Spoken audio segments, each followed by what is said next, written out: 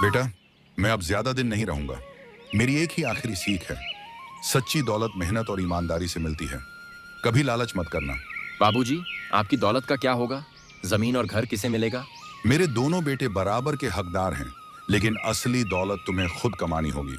इतना कहकर पिता अपनी अंतिम सांस लेते हैं। माँ रोने लगती हैं, लेकिन राजू पिता की बातों को गंभीरता से लेता है। पिता के गुजरने के बाद दोनों भाइयों ने संपत्ति बांट ली।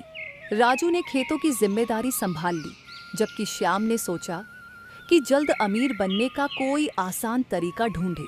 राजू रोज खेतों में मेहनत करता, बैलों के साथ हल चलाता, फसल उगाता और गांव में इज्जत कमाता। दूसरी ओर श्याम दिन भर आराम करता, ताश खेलता और आसान पैसे कमाने के सपने देखता। मेहनत करने से कुछ नहीं मिलता। कोई ऐसा तरीका होना चाहिए जिससे जल्दी पैसा आए।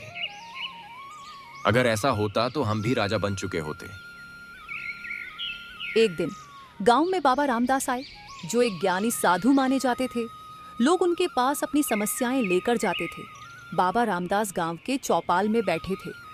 राजू और श्याम दोनों उनके पास पहुंचे।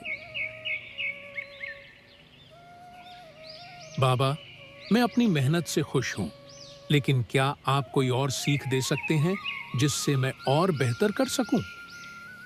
बाबा, कोई ऐसा तरीका बताइए जिससे मैं जल्दी अमीर बन जाऊं। बाबा दोनों की बात सुनकर मुस्कुराए और 2 थैले निकाले।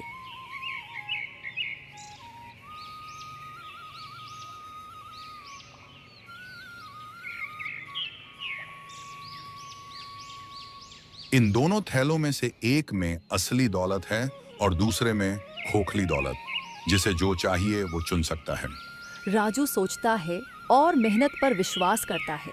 वह बाबा से कहता है कि उसे असली दौलत मेहनत से ही मिलेगी, इसलिए वह खाली हाथ लौट जाता है।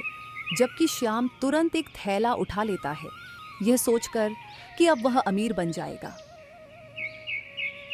श्याम ने थैला खोला तो उसमें केवल कुछ पत्थर और कागज निकले। कागज पर लिखा था, लालच का फल हमेशा खाली होता है। बाबा, आपने मुझे बेवकूफ बना दिया। बेटा, असली दौलत मेहनत से मिलती है, जैसे तुम्हारे भाई को। अगर बिना मेहनत के अमीरी मिलती तो हर कोई राजा होता।